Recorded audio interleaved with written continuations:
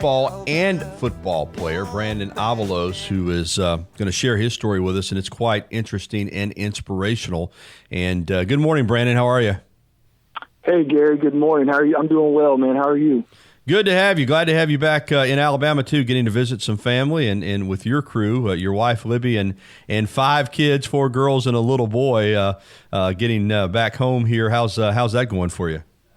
It's going well, really well. You know, it's quite a haul whenever you load up 5 kids and all under the age of 8 years old and, head down south for a 12-hour car ride. But during this time, just wanted to be with family. And so it's been really good, man. It's a lot warmer here than it is in Iowa where we've been living.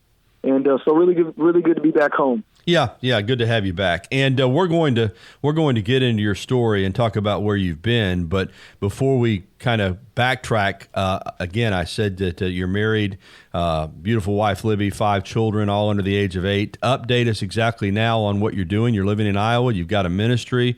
You've traveled nationally and internationally, sharing your ministry. Just pick it up from there and tell us exactly what all you got going on. Yeah, I've got my own ministry now. It's called Ascended Life Ministries, and we are a global missions organization. Just with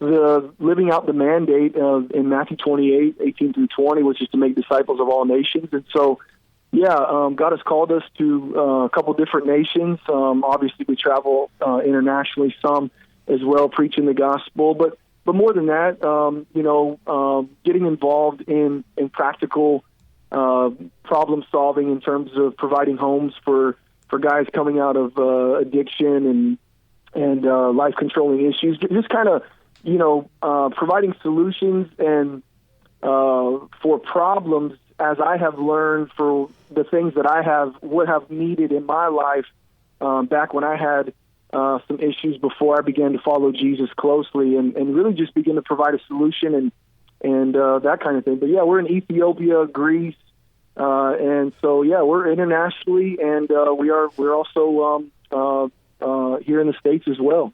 Well, it's an incredible ministry and the work that you're doing. Obviously, to prepare for this interview, I've watched some of your interviews and the great work that you're doing, and we'll continue to talk about that. Before we do that, though, let us backtrack to kind of, those that know you well say you're a miracle to be where you're at now. You were a gifted athlete at Hillcrest High School. You had scholarship offers from, Nebraska, really all over the country, and a dream come true to some degree to sign with Dennis Franchione in Alabama in February of 2002 as a quarterback, and also be given the opportunity to play baseball for Jim Wells, to be a 2-sport athlete. You seem to have it all, and it seemed to be, on the fast track. I know Coach Wells felt like you were a potential major leaguer, and I don't want to say that you threw that all away, but it fell by the wayside as you fell into substance abuse, and I know that took you down a track that no one wants to experience. You were able to fight your way out of it, but how did that happen? And obviously you learned from it and you got back on the right track. But talk about first just your experience as an athlete to get this opportunity, and how did it happen that you did kind of throw it all away? Yeah, well, I mean, any kid growing up, especially in the South, particularly Alabama. Has a dream of growing up and playing football, any type of sport at the University of Alabama, particularly football. But, the opportunity to be recruited from around the country and to participate in that process, once-in-a-lifetime opportunity, was absolutely a dream come true and a gift. I think as far as, how it turned from that, I honestly just – I don't think I really valued the opportunity that I had in front of me, right. The way that I would now, so to speak. Not that I live with any regrets, because God is so good at making tragic stories and turning them into powerful testimonies for His glory. But I just I think it was probably just pride and entitlement and it was just bad choices. And it can go really deep into that conversation, Gary, honestly. I mean, because sometimes I even question, Was I even designed to play quarterback at Alabama? Was I ever designed to be an athlete, or did God have something more for me from the very beginning? Was the purpose of that platform in the first place even to become a football player, or was it to become an influence, as so many players are doing an amazing job this day? Was it to become a platform? Was it to use a platform to actually point people to Christ? And I think because I was missing that element, and I was missing my real purpose, because this life is never about playing sports or owning a business. It's always about stepping into our God-given destiny and purpose for the very what's the very reason that God created us for, and that was to be a witness to Him. And so when I missed that, then I missed everything. And for me, there was just a call of God on my life. My mom from an early age would always have us in church, and instilled such principles in me that I knew the truth. I knew the way that I should go. And Rod was amazing at instilling discipline and work ethic and diligence and what it meant to be if you want something, to work hard for it. But somehow in the midst of that, Gary, just with moving from Corpus to here, that kind of got disconnected. Family stuff kind of arose, and before you know it, you find yourself in a place that you never thought you'd ever be, and asking yourself 1,000 different questions as to how you even got here. There's many reasons, but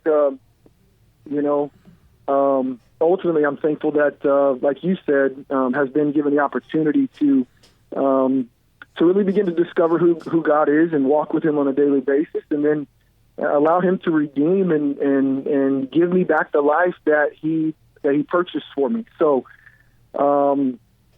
very, very thankful for that second opportunity, for sure. Absolutely. And I want to ask you about substance abuse, because, I don't think anyone desires to become an addict or addicted to drugs, and it doesn't necessarily start out that way. And I know a lot of people talk about recreational drugs and marijuana, and of course, in a lot of places it's legalized. But I'm assuming for you, it didn't start out where you just jumped in and got addicted to drugs. It probably did start out with recreational use, doing it with your friends. I want you to speak on the dangers of that, and how once you do have a substance abuse issue, that it dominates your life. It really to some degree took over your life, didn't it, Brandon? Yeah, it absolutely took over my life. You see, Gary, there's one thing walking through this that I've realized, and I'm, a lot of folks listening may not agree with this. A lot of people labeled addiction as a disease, and I just don't buy that, because, if I was a supposed addict, then how have I been cured from my disease? I don't even think about drugs. What the Lord showed me as I walked through this process was that, I'm a very driven, a very purposeful, a very passionate person. I think most great athletes are, and I think there's a whole lot of people throughout the country and even the world that have tons of passion, have tons of drive, have tons of God-gifted abilities. And so the reason I say that is because some of your most addicts, some of the most addicted people are going to be could be potentially some of the most powerful people in the world. And the reason why I say that is because the Lord told me, or showed me, that all addiction is hunger that's misdirected at the wrong thing. There's a God-given hunger that is deep within the human soul, that is designed to pursue something with true reckless abandonment. And just the reality is until we see. Now, I know I'm preaching something. I'm not sure that's what you meant. No, it's okay. Go right ahead. But I'm just telling you from my own personal experience. It wasn't until I saw who Jesus really was that I actually. Because I haven't changed in my passion, in my drive. My personality's not changed. I'm still the same person. I'm still, a fun guy. I'm still very driven. I'm still very passionate. All I've done, because I've seen who life is I've directed now every passion at simply one thing, and that was pursuing Him. And I believe that every addict out there, regardless of situation, that is pursuing with reckless abandonment these things, ultimately it's to fulfill a hunger for an emptiness that is within the human heart, because we were created to be filled with God, fulfilled with His life, that all they're doing is simply misdirecting that to other substances. But yeah, it started just by, conforming, just doing what everybody else was doing, living the normal college life and not, and just kind of allowing anything and everything to come in and influence me rather than me stand firm in my beliefs and walk those out, even if it was against the grain. Brandon, I want to ask you about bottoming out before you heeded the call that God had on your heart. I know you mentioned Rod. That's your stepfather, Rodney Orr from Tider Insider, who has a biblical background. You mentioned your mom, who during this time you lost to an automobile accident. You lost your scholarship to Alabama. You literally lost everything because of the substance abuse. You had legal issues. Did it happen like that? Did you literally bottom out and have to be completely humbled before you heeded God's call? How low did you go before you let God direct you and pull you out of that hole? How bad did it get? It got to a place of desperation. I ended up in Tuscaloosa County Jail, sitting there for a couple of months. I was awaiting 5 years I was waiting to go off to be shipped out by the judge for a 5 year to fulfill a 5 year sentence.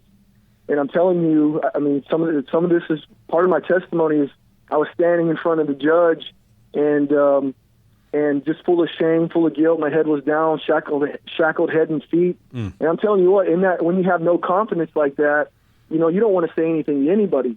But in that moment, the Holy Spirit came on me, Gary. I don't know what, that's the best way I can describe it, is there was this confidence and this courage that came and rose in my heart. And I asked the judge if I could address the courtroom. And I was like, what am I saying? What am I about to say? So that moment you felt the Lord calling you right there at that moment. At that moment, Wow. I wasn't even looking. I had been praying before that, but I wasn't going to address the courtroom. The judge was looking at my rap sheet saying, why should I give this man a 15th chance after violating his probation, 15 different times? Because I didn't have any direction. And so I'm sitting there, and this courage and this, I literally feel this presence clothe me from top of my head to the bottom of my feet. And I spoke to the judge, and I said, Your Honor, I deserve to go to prison. At that point, I'm going, what am I saying? And I'm conscious. But it wasn't you. You were being directed. Right, and I could feel the peace. I felt humble. It was like now I can say something through you, Brandon, because now you're humble, you're broken, you're in pieces. You have no idea, how to live this life. You need me. And I said, Your Honor, I deserve prison. I said, but my mom died of addiction. My sisters are hurting right now. They don't need to see their older brother go to prison for 5.5 years. That's not going to do any good. And plus, I feel like if I go to prison, I'm probably going to come out worse than than before I went in. And I said, listen, let me go to this place called Teen Challenge, and if I don't complete that program, double my sentence and send me away. And I meant it, man. I was like, I knew somehow in my heart I had this resolve and this faith that this was the time. And it was literally the finger of God calling me into a life to follow him fully unabandoned and fully unashamed. And so, that was 13 years. That was June of 2008, I believe. And now we're, 12 and a half years later. And it's been a wild ride, Gary. It's been a wild ride, but it's been an awesome one. And God is so good in how he redeems things. Well, that's an incredible story. And not only did God move you, he obviously moved the judge, too, to not send you to prison, because the Lord obviously had a different plan for you, and you fulfilled that destiny. Listen, I didn't solicit calls, but do you mind? We've got a caller, Tom, who wants to speak with you a moment. Are you good with that, Brandon? Yeah, sure. Yeah, put Tom through, Joe, and let's get Tom on, who wants to talk with Brandon in a second. Good morning, Tom. Good morning, Gary. Good morning, Brandon. How are you? Hey, I'm doing well, Tom. How are you doing? Well, I tell you what, I think it's a timely conversation on Gary's part to have you come in this morning with everything that's going on all around us. But first thing I want to say, Brandon, is congratulations on being able to make the turn and start a different path, and congratulations for that. But when someone like you, for me, everybody around here, and I am familiar with your career in high school and then going to Alabama and, was pulling for you to do well because local and all that kind of stuff. It's always good to see somebody succeed from the area at Alabama, and everybody pulling for you. But my question is to someone like yourself, and I've read many stories of people that had played sports at Alabama, had got into situations, and the training and what they'd gone through as an athlete, when they hit bottom or were in a situation where the circumstances seemed dire, the will to win somehow surfaces in that person and helps them to start a different trajectory. How about you, Brandon? Being an athlete and having to go out and put the effort in to win, where does that play into this? Well, it plays in a ton. I can honestly say, though, at the moment that I was rescued, I had been stripped of any type of desire to keep moving forward. I didn't have anything. But once I was saved, once I came and began to turn my life around, that passion and that desire that had been kind of snuffed out for a season came back alive again. And but as you said, this time the purpose was not to become, the greatest quarterback or the greatest athlete. It was to how many people can we preach this gospel to? How many people can we impact? How many people can we help around the world? How many solutions can we provide to real problems around the world? And so my wife and I and our family have dedicated and are dedicating our lives to continuing to do that with an incredible passion and a will to win, because and really a confidence in the ability to win, because we don't any longer live from our confidence. We live in his out of Jesus' finished work, which is already victorious. So we're not fighting for a victory; we're literally living from it. So we're already winners. But I will say this: it is difficult. It is very difficult in the world that we live in. As everybody can see, times are dark, but and there's always opposition in everything that we do in the kingdom. So, but the will to win has to be incredible, because no matter what you're doing, whether you're business or you're an athlete, there's always going to be obstacles. But you're either going to use those obstacles to propel you into a greater place of life, into a higher place, into a better version of who you were created to be, or they're going to end up costing you what you could have been by giving up too soon. Thank you, Tom. Thank you. Good answer. A great answer, Brandon. All right, we're getting up against the clock, Brandon, but this is an incredible story, and I'm so glad that we could share it. We talked about you bottoming out, heeding the call, and God turning your life around. And at the top, we mentioned now you've got an incredible family, a great ministry. You are a walking, talking example of what God can do with someone's life. And we mentioned your incredible athletic ability, because you were an unbelievable athlete. And I am curious, as you said earlier, this is how it was meant to work out for you. But what role does sports play in your life now? Are you still a fan? Do you watch games? Do you ever think about the gifts that you were given? How are you now in regards to athletics? Well, I love Alabama football still. I mean, I love sports in general.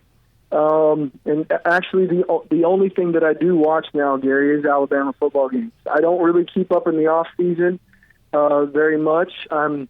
It's not priority. It's just, we're so busy with kids under 5 or under 8 and homeschool and just the work of ministry. And I can't take much time to even elaborate on that. That's a very general statement, but the work of ministry is very, very taxing, and it requires, 100% commitment in your finances, your time, and your health. So, I do watch Alabama football. I love Alabama. I love the University of Alabama. Always will, always have. Hope to be connected in a greater way at some point. In fact, I that's a dream of mine still, just in a different place of influence. And we'll see how that would work out. But, life has become simplified, Gary. I don't really watch a ton of TV, a ton of movies, I know it sounds crazy. There's just not very much time. So, but yeah, for the university itself, I do love sports. I just,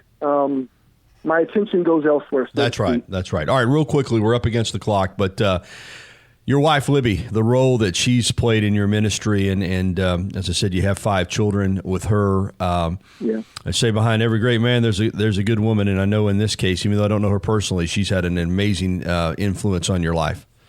Yeah, she's the foundation of this house. She's probably stronger than I am, stronger in faith, stronger everything. She's truly, one of a kind. Her agreement means tons of sacrifice. She probably sacrifices more than I do. So yeah, I'd say behind every good man's a great woman, probably even a better woman. So super thankful for her. She's tough as nails and incredibly beautiful and smart and an amazing mother to our children. But man, I'm telling you what, she's the reason, aside from God obviously, but she's the reason that this thing even goes. So much wisdom that she offers. And so, yeah, Gary, I appreciate the opportunity to honor my wife during this moment. And lastly, your ministry, if people, is there a website, or if people want more information or want to get involved or want to support you, Brandon, I know you have a Facebook page. Is there a way that they can do that? Yeah, you can go to the Facebook page. That's really all we have right now. Is just it's called Ascended, ASCENDED Life Ministries. You're more than welcome to visit that. We're not huge on promotion. We kind of do a lot of. We're just real big in relationship. Of course we welcome supporters. We've sown over $100,000 into the nation and into the work of the ministry over the last 22 months since we've existed. So we are givers. And that detailed work can be explained or seen on the ministry site, on the Facebook page. But other than that, yeah, you'll find it all there, and and that's how you can get connected or involved. Well, look it up on Facebook, folks, and this is some great work. We could have done another segment with Brandon, but time restraints keep us from that. But I appreciate the time. Congratulations on all that's happening in your life, Brandon, and the positive influence that you are sharing with others. And it's good to catch up with you. Thanks a lot, Gary. I appreciate you having me on. Really do.